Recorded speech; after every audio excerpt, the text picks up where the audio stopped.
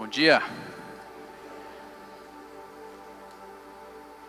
Para começar hoje, eu queria fazer uma pergunta para você. A gente teve um momento de louvor muito especial, eu fui muito tocado por Deus. Mas a pergunta é, você está sentindo desesperança? Aquela sensação de que agora já era, não tenho o que fazer. Posso dizer para você que eu senti isso quando o Brasil tomou o gol na prorrogação. Eu literalmente falei, já era. E muitos aqui podem estar sentindo isso também, por exemplo, com Covid. Se Covid não passa, o negócio, uma desesperança de achar uma solução. Ou com as guerras, a guerra da Ucrânia, não acaba essa guerra, uma desesperança, uma incerteza. E quanto mais a economia, inflação, nosso salário só diminui, as contas só aumentam. Política. Gente, política. Quem aqui está com esperança na política? Quem aqui está com esperança na economia? A gente tem muita razão para ter desesperança, se a gente for ser racional.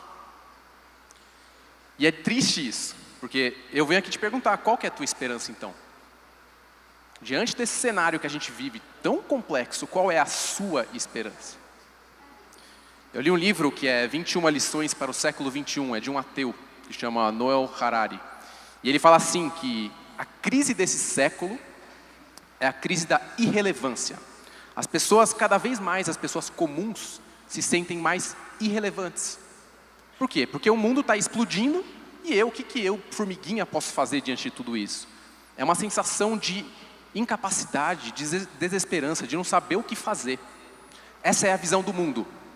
É isso que o mundo está dizendo. Irrelevância e os poderosos continuam poderosos, os pobres continuam pobres, assim é o mundo. Mas eu venho falar aqui sobre a resposta do cristão para a desesperança no mundo. É sobre isso que eu quero falar. E eu não estou falando aqui de esperança apenas nessa vida, porque Jesus falou que se a gente está esperando por tudo aqui, só nessa vida, a gente é mais infeliz de todos os homens. Não é só sobre aqui. Mas eu também não estou falando só sobre a esperança na eternidade.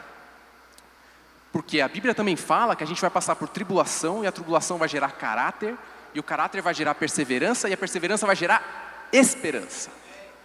Então existe um propósito na tribulação em você estar aqui nessa terra. Então isso não tem que gerar desesperança para nós. Mas aí eu quero te dizer por que eu estou fazendo essa introdução falando isso. Eu estava orando, pedindo a Deus por essa direção. Eu vou falar sobre um tema aqui que é economia, eu vou falar sobre riqueza, pobreza, eu vou falar sobre como o cristão deve lidar com esses temas da sociedade. Mas o que Deus falou no meu coração é que muitas vezes nós temos a esperança que é Cristo para mim. É a esperança da glória. Mas sabe o que a Bíblia diz? Cristo em nós. Esperança da glória. Sabe qual é a diferença? Duas diferenças. Primeiro, não é só para mim. É em mim, através de mim, por meio de mim para o mundo. Essa é uma coisa. E a segunda, não é para mim, é Cristo em nós.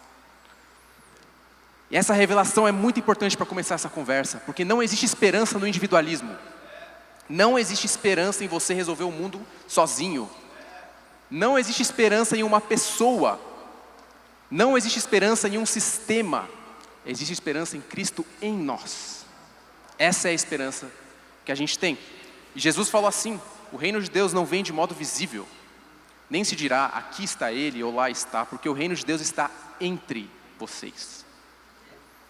Hoje eu quero falar sobre a esperança na unidade, esperança na justiça e a esperança no propósito de cada um aqui. Cada um tem um lugar no corpo de Cristo. E é sobre esse lugar que eu quero falar. Eu vou falar sobre a economia do reino. Esse é um tema que eu tenho estudado há alguns anos. Eu não sei se já está passando na tela, eu não consigo ver. E se eu apertar aqui, passou? Passou? Ah, tá. Então voltei para a tela inicial. Legal. Economia do reino, o que isso quer dizer? Não quer dizer, primeiro, o que não é, né? Não quer dizer só sobre dinheiro. Eu não vou falar de dinheiro, não vou falar de administração do seu dinheiro para dar para Deus e fazer as... Não, eu vou falar sobre economia no sentido de administração da casa. Esse é o original no grego, oikonomos. Isso significa o comportamento humano sobre o uso de recursos. Como você lida com o assunto? É sobre isso que eu vou falar. E não é surpreendente, para alguns talvez seja, mas que a Bíblia tem mais de 2.000 versículos sobre riqueza, posses e recursos. E as parábolas de Jesus é mais de 40% falando sobre isso. Então é um tema profundamente espiritual. É sobre isso que a gente vai falar hoje. Eu quero começar fazendo 3 perguntas. A primeira pergunta: como lidar com a riqueza? Você já deve ter ouvido na sua vida, ainda mais no cristianismo atual, que tem muita gente falando isso, né, sobre você prosperar. O cristão deve prosperar? O cristão é para ele buscar ter dinheiro? Essa é uma pergunta que eu sempre tive dentro de mim. E eu nunca encontrei respostas que eu falasse, cara, agora eu tenho paz sobre esse assunto. Essa é uma pergunta complexa, porque na Bíblia parece falar tanto de um lado quanto do outro. Tanto que a riqueza pode ser útil para fazer coisas boas, quanto pode ser problemática e levar alguém a pecar. Outra pergunta difícil: como lidar com a pobreza? Eu devo buscar abrir mão do dinheiro, ser um missionário, dar tudo que eu tenho para os pobres? É isso que Deus quer de nós, como cristãos? Como então que eu lido com esse assunto? Com as pessoas pobres na rua, eu tenho que ajudar eles? O que eu faço com esse tema da pobreza? E a terceira pergunta, que também é complexa: como lidar com a desigualdade? Desigualdade é quando você tem alguém muito rico, ganhando muito dinheiro, e o outro morrendo de fome, vizinho. Isso é desigualdade, ou seja, é uma diferença muito grande na condição humana. Falar um pouquinho sobre mim, para quem não me conhece. Eu sou formado em Relações Internacionais, estudei ciência política, ciência econômica, todos esses assuntos. E tive uma experiência em seguida, não sei se está aí, mas está a foto? A foto de eu tocando no Haiti. Eu fui para o Haiti em 2010. Depois do terremoto, que morreram 300 mil pessoas. E eu fui lá fazer um projeto social, e aquela experiência me ajudou a responder essas perguntas, começar a achar respostas para essas perguntas. E eu comecei uma caminhada, que foi uma caminhada em que eu me dediquei a essas perguntas. Como o cristão deve lidar com a riqueza e a pobreza nesse mundo? Eu estou há uma década nisso. Esse livro que eu escrevi, que o Thiago falou, eu escrevi em 6 anos. Porque são perguntas muito difíceis. Em toda a história do cristianismo, eu sempre encontrei de um lado e de outro.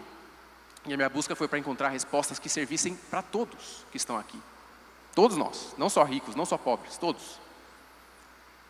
Eu tive outra experiência que foi, pode passar aí também na Namíbia, com uma das tribos mais antigas da história da humanidade. Eu vivi com gente muito pobre, muito simples.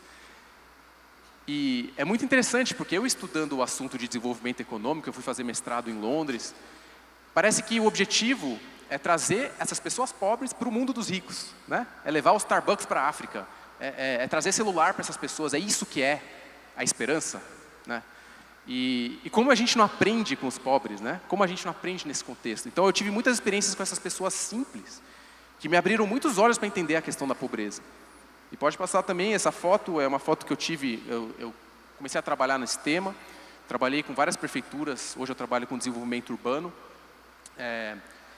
e trabalhei com a cidade de São Paulo também. Essa foi uma reunião que eu fiz com, na época, o prefeito João Dória, e com o embaixador do Reino Unido, que está aí, e a cônsul, e eu estou no canto. E essa reunião foi uma reunião que a gente destravou 5 milhões de libras para trabalhar com mobilidade em São Paulo. Assim, muito dinheiro, cara. Então, ao mesmo tempo, 5 milhões de libras é o quê? Uns 20, 30 milhões de reais ou mais. Então, ao mesmo tempo que eu estava nesse contexto de pobreza, vendo uma pobreza extrema, eu também estava num contexto de poder e de gente com muito dinheiro. Isso começou a mexer comigo, cara. E aí eu comecei a estudar a Bíblia. Eu falei, cara, eu preciso saber lidar com esse assunto. Como é que eu faço?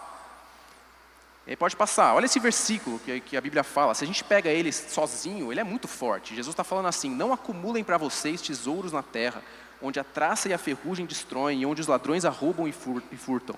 Mas acumulem para vocês tesouros nos céus. Cara, se você pegar essa frase, se eu pegasse essa frase, depois que eu voltei do Haiti, sério, cara, eu ia jogar tudo fora. Literalmente, você fala, eu vou para o campo, eu não quero nem saber, eu não vou acumular nada aqui nessa terra mesmo.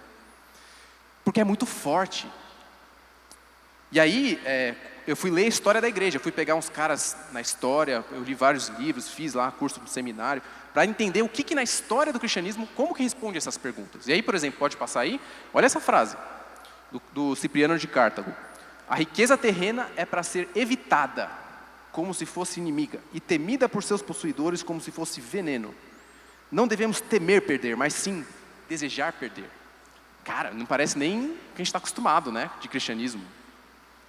Mas eu vou te dizer que essa era a visão, no início da igreja, na história da igreja primitiva, era essa a visão que eles tinham. Tanto que, na Idade Média, você teve um movimento monástico muito forte, de pessoas indo para o deserto, abrindo mão de todos os recursos, para entregar tudo para Deus. A riqueza como um veneno, como algo negativo. Então essa era uma resposta de uma parcela dos cristãos naquela época. Mas aí depois você pode também pegar a Bíblia e ver, que tem mais de 2.000 versículos sobre isso. Pode passar o próximo, que é Provérbios 11. Há quem dê generosamente e vê aumentar suas riquezas. Outros retêm o que deveriam dar e caem na pobreza. O generoso prosperará. Beleza, aí você pega esse princípio da generosidade trazer prosperidade. Então, é um paradoxo.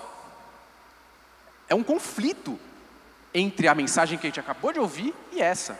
Essa aqui está falando que você vai ganhar mais, a outra está falando para você dar tudo.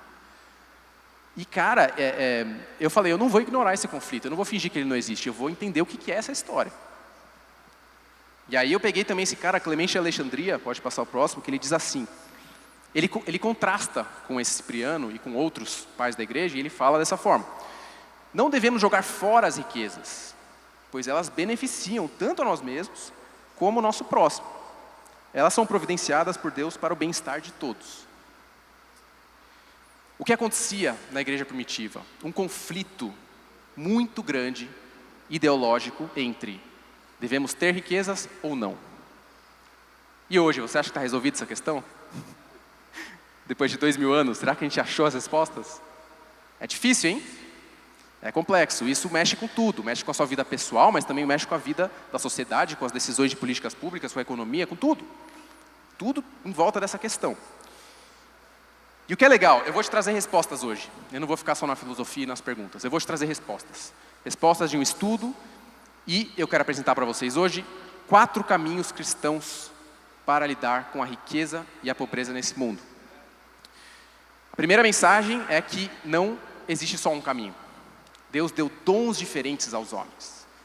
Deus deu a uns o dom da contribuição. Está lá em Romanos 12. Deus deu a outros o dom da administração. Está lá em 1 Coríntios 12. Deus deu a outros o dom da misericórdia, o dom do serviço. São muitos dons diferentes que Deus deu para o corpo dele aqui na terra, para a gente manifestar eles de forma diferente nesse tema da riqueza e da pobreza. E foi assim que surgiu esse livro, que deve estar aparecendo aí, eu não vejo entre paredes, que é o Economia do Reino. Uma resposta que é baseada na Bíblia completamente, tem mais de 500 citações de Bíblia, mas que é pensando em cada indivíduo com um chamado, com um propósito baseado naquilo que Deus deu. E com isso eu criei esses 4 perfis, que eu vou apresentar aqui. O perfil doador, o moderado, o transformador e o abnegado. Quem já leu aquele livro 5 Linguagens do Amor? Acho que a maioria conhece, né? É um livro que fala sobre as diferentes expressões do amor, né, que a gente tem. Cada um é de um jeito. E eu trouxe esse mesmo princípio de diferentes expressões de amor para a economia, para lidar com o tema de riqueza e pobreza, com esses 4 perfis. Então vamos lá, eu vou passar por cada um deles, para vocês entenderem. Enquanto eu passo por eles, você tenta identificar onde Deus está te chamando para atuar nesse assunto, o que Deus está tocando no seu coração, e também o que você não tem, que isso também é legal, que a gente aprende com os outros.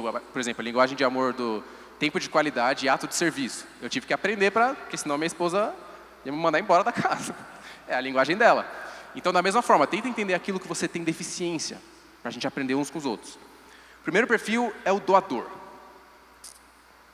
No livro tem esses gráficos, essas ilustrações que eu achei muito bacana que o pessoal de design fez. O doador é aquele que dá abertamente para refletir a generosidade divina. Ele busca viver com gratidão e se alegra na invisibilidade. É alguém que tem aquele coração generoso, aquela pessoa que vai dar mesmo se não tem. O meu avô da parte de mãe era assim, ele dava para os moradores de rua 10, 20 reais e dava abertamente. Ele não pensava o que eles iam fazer com isso, ele simplesmente tinha um coração muito generoso. É um tipo, né? Um perfil para se viver o cristianismo nesse mundo. Responde a todas as perguntas? Não, não responde. Não responde, não resolve a questão da pobreza, você ser um doador. Mas Jesus, por exemplo, ele se agrada de vários doadores na Bíblia e elogia essas pessoas. Então existe algo louvável em ser dessa forma. Por isso a primeira pergunta aqui. Você conhece algum exemplo bíblico de doador? Não vale quem já ouviu eu falando antes, que eu sei que tem alguns aqui. Você conhece algum perfil bíblico? Se eu conseguir falar alto para a gente ver. De alguém que doa, alguém que tem um coração doador. Quem? Mateus? Zaqueu. Zaqueu é um ótimo exemplo de doador. Um cara que tinha muita riqueza e não deu tudo. Ele não foi abnegado, ele não abriu mão de todos os seus bens. Ele deu metade, né, e continuou rico, mas ele deu muita coisa. Um outro exemplo legal, e pode passar, é Joana, a esposa de Cusa. É muito interessante, porque quando a gente pensa em discípulos de Jesus, a gente pensa em discípulos curando, pregando, aqueles caras fazendo milagre. Mas tinha discípulos que ficavam na retaguarda. Joana é um exemplo. Joana era esposa do administrador da casa de Herodes. Ela morava provavelmente num palácio.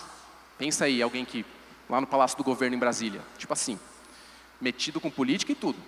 Era Joana, casada com um cara que governava a casa de Herodes, aquele cara do mal, que matou João Batista e fez um monte de coisa horrível. E ela era discípula de Jesus. Olha que coisa doida. O dinheiro, pensa assim, né, que Jesus pagava impostos. Os impostos iam para Herodes administrar. Herodes pagava o salário de Cusa, que era marido de Joana. Joana pegava o dinheiro, que era pago por Herodes, e pegava esse dinheiro e dava para Jesus. Olha só, cara. Ela era uma doadora, e em Lucas 8:3 fala isso. Que ela e outras mulheres ajudavam o ministério de Jesus com os seus bens. Isso é muito louco, porque isso muda a perspectiva de hierarquia, que tem cristão melhor do que outro. Aquele cristão que está só trabalhando e ajudando o missionário não é tão importante. Não, não. Como é que os discípulos foram comprar comida quando Jesus foi falar com a mulher samaritana? Jesus fez um milagre? Não, né? Quando fala, Jesus foi falar com a mulher samaritana no poço, o que os discípulos foram fazer? Comprar comida com dinheiro. Eles tinham dinheiro na mão deles, e quem administrava era Judas. E quem doava? Joana, Susana, Maria e outras mulheres. Tem muitos outros exemplos legais na Bíblia. Tem o exemplo de Cornélio, que era um centurião romano. Pensa num soldado russo. Pensa num soldado russo na Ucrânia. E esse cara ajudando as pessoas na rua. Era Cornélio, o império invasor, opressor, na Judéia. E ele lá ajudando os pobres. E aí o que a Bíblia fala em Atos? Que Deus se agradou de suas esmolas. Que coisa linda, cara. Ele era um doador, ele ajudava abertamente as pessoas que necessitavam. Então esse é um perfil de gente. Tem exemplos na história, tem um monte também. Pode passar o próximo. Um deles é o William Colgate, que foi o fundador da pasta de dente, que a gente escova os dentes todo dia. Um cara muito cristão. E ele chegou a um ponto da vida dele que ele falou, cara, ele falou pro pastor dele, né, que ele sentia que ele estava ganhando muito dinheiro com a empresa, mas que ele deveria abrir mão de tudo para ser um missionário. E aí o pastor falou, quem sabe você não está nesse lugar com algum propósito? E ele entendeu que o propósito dele era não apenas gerar um serviço bom, um produto bom que hoje a gente usa para, né, por questão de saúde, proteger nossos dentes, mas também ele começou a gerar recursos para o reino. E aí começou a dar dízimo 10, 20, 30, chegou no fim da vida dele, ele dava 90% para a obra e vivia com os 10, que não era pouco, mas ele dava muito dinheiro. E ele é um exemplo de doador muito bacana. Financiou um monte de projeto missionário da Igreja Batista pelo mundo. Beleza, mas essa não é a resposta completa. Eu não posso acabar aqui e falar, seja um doador, seja generoso. E é isso que eu vejo muitas vezes nas igrejas. As pessoas param aí. Ou continua com esse próximo, com esses dois primeiros, que eu vou explicar qual que é o moderado. O moderado é diferente do doador. Porque enquanto o doador tem uma perspectiva de generosidade que flui, o moderado tem uma perspectiva de gestão do recurso, que administra. Então, se ele vê um cara que está pedindo dinheiro, ele não vai chegar e dar abertamente. Ele vai pensar, cara, será que vai fazer algo de útil para essa pessoa? Né? Então, vocês conseguem perceber que é uma forma diferente de enxergar um mesmo problema? Um vai, não, toma, eu ajudo, coração super aberto, tipo Joana, tipo, sei lá, alguém que doa abertamente. Outro não. E essa pessoa muitas vezes se sente menos cristã. Eu tenho ido falar em lugares e as pessoas vêm e falam, cara, eu sempre fui esse cara da planilha, o cara que administra, mas aí a minha esposa quer dar para todo mundo, quer ajudar todo mundo, quer dar dinheiro para todo mundo, quer... E eu não acho que tem que ser assim, sabe? Então existe um conflito, porque são perfis e formas de lidar diferentes, que é igualmente cristão e igualmente bíblico. Se eu fosse perguntar qual é um exemplo de moderado, pensa aí, cara, porque na Bíblia tem tanta coisa, mas às vezes a gente nem para pensar que são formas diferentes. O livro de Provérbios está cheio dessa visão, que mais importante do que juntar riquezas é ter bom senso, ver bem onde você pisa, não ajude todo mundo, senão você pode ficar sem a tua cama para dormir, pensa bem para construir a tua torre, não vai construir, sabe? Então esses são conceitos de moderação, de administração. E um exemplo bíblico muito, muito legal, que eu acho que eu nunca vi ninguém pregar sobre isso, pode passar o próximo, é Timóteo e as viúvas de Éfeso. É muito louco esse exemplo, porque Paulo fala assim, Timóteo, não ajude todas as viúvas, porque se você fizer isso, aquelas que são realmente necessitadas, vai faltar para elas, e os familiares das viúvas não vão aprender a cuidar delas, porque você vai ajudar tudo, né, tudo que ela precisa. Então não faça isso, né, o versículo está dizendo isso de forma bem clara, ó, não seja a igreja sobrecarregada com elas, a fim de que as viúvas realmente necessitadas sejam auxiliadas. O que ele está ensinando a Timóteo? Ele está ensinando um princípio que os líderes aqui dessa igreja precisam ter, que é a administração, a moderação e saber direcionar os recursos para quem realmente precisa e nos lugares corretos. Por isso que a Bíblia fala para os líderes serem moderados, sóbrios e terem bom senso. Imagina um líder que começa a dar tudo para todo mundo, ajudar todo mundo, vai chegar uma hora ele não vai ter para quem mais ajudar. Então o moderado tem esse perfil mais cabeça, ele vai dar com a razão e não tanto com o coração. Um exemplo na história é John Wesley. Eu estou passando rápido aqui, porque senão eu fico aqui um tempão. Mas tem muita história e muito conteúdo por trás de tudo isso. John Wesley, ele ganhava muito dinheiro. Não sei se você sabia disso, mas ele foi um escritor muito famoso, né? Ele foi um avivalista, mas ele escreveu muitos livros e ganhava, eu fiz a conta, equivalente a uns 95 mil reais por mês. O que ele ganhava em libras com o valor de compra da época. E o que ele fez com esse dinheiro? Ele não deu tudo para os pobres. E tampouco ele guardou tudo para ele. O que ele fez? Ele manteve o estilo de vida dele, e o excedente ele administrava e dava uma parte para uma parte para outro, uma parte para outro. E ele fazia essa gestão dos recursos. Então ele foi um moderado, ele usou os recursos dele de forma sábia, sem aumentar a sua condição de vida, porque o moderado ele não está preocupado em ganhar mais para ter mais. Ele está preocupado em viver uma vida simples, contente com o que tem. Que é um pouco diferente do doador, porque o doador está pensando em ajudar abertamente, mas também se vier dinheiro, glória a Deus, estamos juntos, né? E geralmente, gente, a resposta a essas perguntas que eu fiz no começo, como lidar com a riqueza e a pobreza, acaba aí. Se não no primeiro, acaba aqui, que é, seja generoso e administre bem os seus recursos. Só que essa também não é a resposta completa. Por quê? Porque essa é uma visão para você. E para o mundo? Qual que é a resposta do cristão para as guerras, para a pobreza, para o Haiti, para todos os desastres, para a desigualdade? Qual que é a resposta cristã? Ela precisa ir além do individual, da sua gestão das suas finanças e pensar em algo mais amplo. Aí entra o perfil transformador, que é esse que está aqui. Ele busca trazer os valores de justiça e igualdade do reino de Deus à terra. E tem muitos exemplos bíblicos, na história tem um monte, né? Tem o Martin Luther King, tem um monte de cara que fez história por trazer justiça do reino para a terra. Mas na Bíblia também tem. E o exemplo que eu quero falar aqui é um exemplo que é pouco falado. Porque se eu fosse dar exemplos, Daniel, José, que salvou o mundo de uma fome, Esther, tem tanto exemplo, né, que a gente pode pegar de pessoas que foram transformadores na sociedade. Mas um exemplo que é pouco falado é o exemplo de Paulo, apóstolo Paulo. Eu costumo fazer essa brincadeira. Qual foi a primeira viagem missionária de Paulo? Aí o povo fica pensando, será que foi para a Grécia, para tal, sei lá o quê? Pode passar o próximo aí. A primeira viagem missionária de Paulo, em Atos 11, fala que, está em negrito, providenciar ajuda para os irmãos que viviam na Judéia. O que aconteceu foi que teve uma fome muito grande naquela época. As pessoas estavam morrendo de fome. Isso é o que o historiador José fala.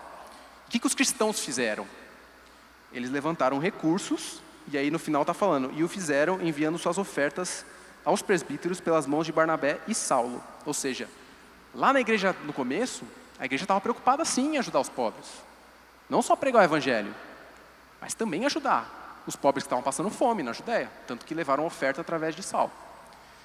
Então, isso é importante porque tratar de riqueza e pobreza não é apenas para mim e para minha família.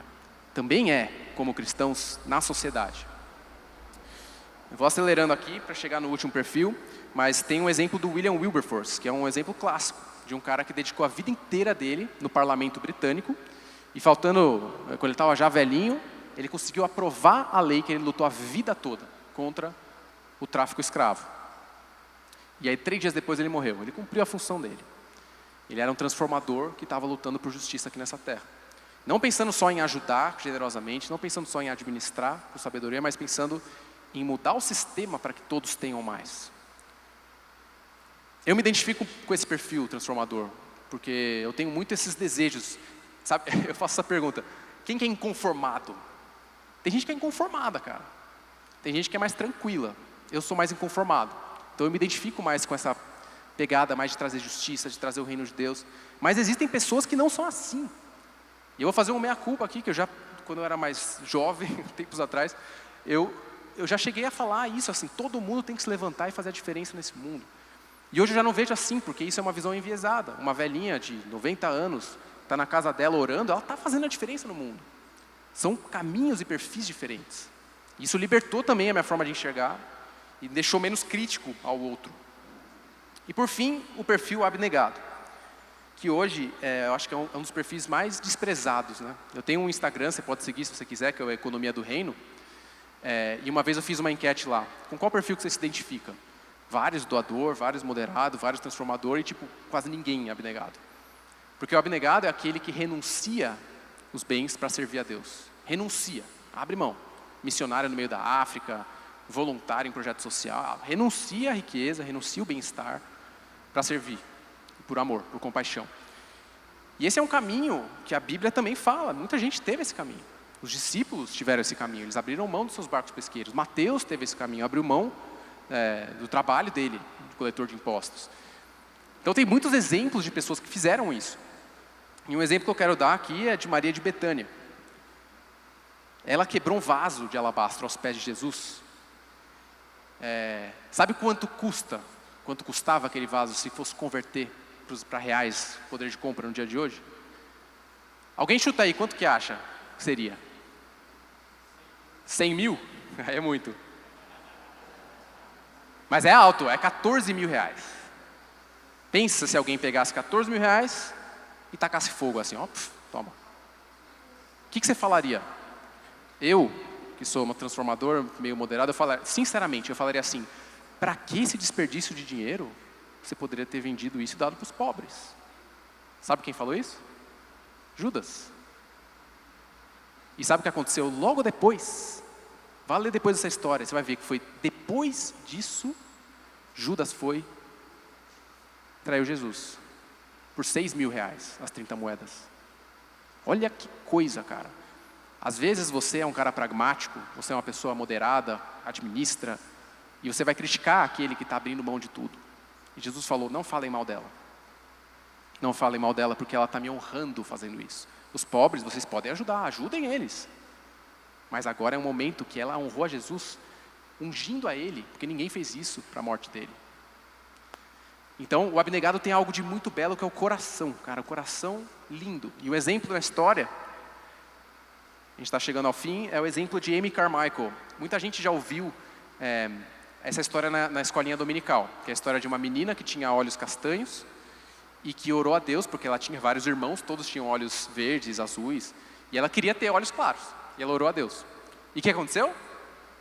Milagre? Não. Deus não fez o olho dela ficar verde. Mas, quando ela cresceu, ela foi para a Índia, se tornou uma missionária, abriu mão de tudo, que ainda na época era um pouco de preconceito para isso, especialmente mulheres, e foi lá servir no meio da Índia, um país hindu que ainda tinha prostitutas infantis, servindo nos templos hindus.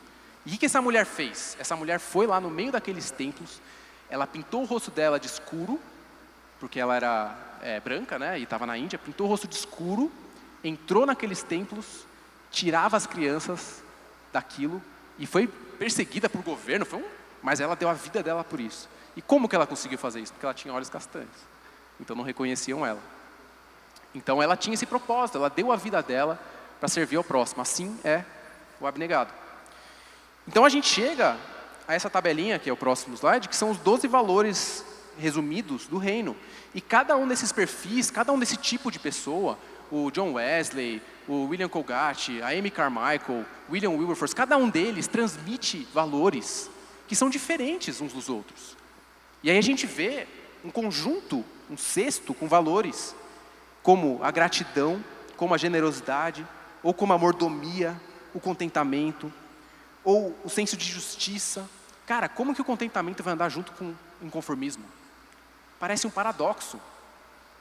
É difícil ser contente e, ao mesmo tempo, querer mudar a situação de direitos humanos de uma tribo que é assassinada, sei lá. É muito difícil essa junção, são valores diferentes. A compaixão, a renúncia. Então, olha para essa lista, se você conseguir enxergar, né? E pense, cara, será que eu tenho esses valores do reino de Deus? E aí a gente está chegando, eu chego aqui no meu último slide, que é a resposta para as perguntas que eu falei. Deus me deu uma visão, que é essa árvore. Estão vendo a árvore? Legal. Legal, tem diferentes caminhos, diferentes perfis, diferentes formas de lidar. Na Bíblia, na história, cristãos servindo a Deus de muitas formas. Mas, o segredo de tudo isso é o seguinte. Uma árvore é um ecossistema, ela tem raiz. A raiz é quem traz os nutrientes do solo, não é? E ela fica debaixo da terra, ela é invisível. Assim são os doadores. Os doadores, eles doam de forma invisível, eles captam os recursos para ajudar e levar todas as extremidades da árvore. O tronco, ele também é importante, porque ele traz sustentação e ele traz direcionamento com os galhos. Esses são os moderados. Eles pegam esses recursos que vêm dos doadores e direcionam para quem mais precisa. São os administradores. Você tem as folhas. As folhas, elas transformam o gás carbônico em oxigênio para todo mundo respirar. Assim são os transformadores. Aqueles que estão pensando em como pegar tudo que a gente está vivendo aqui nesse louvor maravilhoso e transformar esse mundo e trazer oxigênio para o mundo que precisa. E o fruto é responsável por carregar a semente e também saciar a fome do faminto. É o abnegado. É aquele que está servindo, que tem o dom do serviço, que está na ponta, dando a vida para servir ao próximo. Agora, existe fruto sem raiz? Existe galho? Existe folha sem tronco? Não, não existe. Essa é a mensagem, essa é a resposta que eu quero dar, que eu comecei falando. É Cristo em nós, e nós juntos, como igreja, podemos mudar esse mundo. Quando a gente entender que não é sozinho, e que é cada um de forma diferente. Meus irmãos, uma palavra de exortação com muito amor. É tempo de acabar com divisões por visões ideológicas. É tempo de acabar com divisões por sermos diferentes.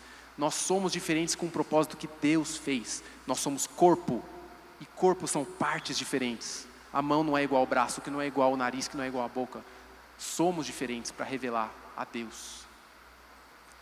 E uma coisa que eu descobri ao longo da minha vida, sozinho eu não revelo a Deus. Isso é muito profundo. Eu achei que eu seria um pequeno Cristo aqui na Terra. E que assim, se eu fizesse tudo certinho, eu estaria perfeito. E não, porque Deus escolheu o seu corpo para representar Ele aqui na Terra. Ele escolheu o seu corpo.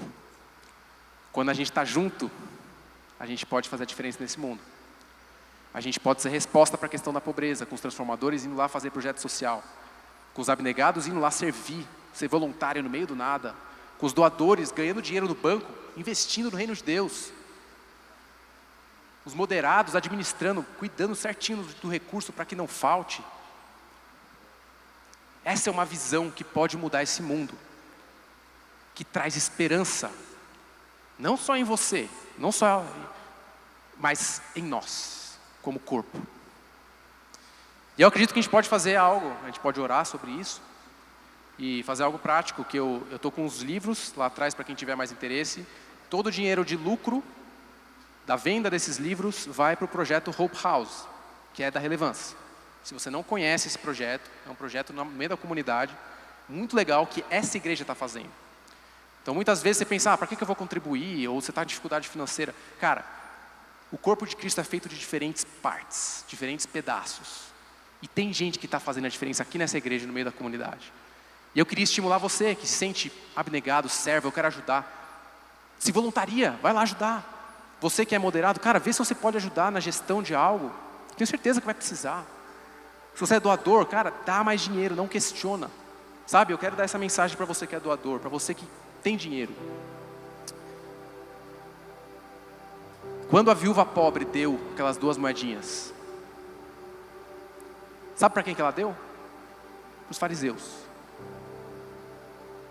Eu também, se estivesse lá, eu questionaria. Eu falaria, viúva pobre, não faça isso. Peraí, vem aqui, eu te ajudo. Você deu 2, não dá essas moedinhas. Os fariseus, eles roubam. Eles são ávidos por dinheiro. Não dá para eles não. Deixa que eu te ajudo. O que Jesus falou? Olhem para ela.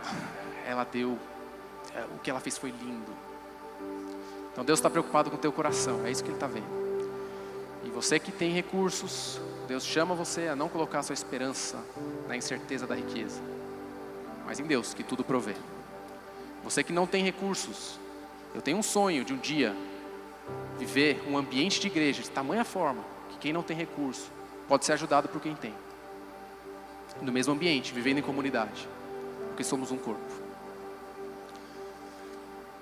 Vamos orar.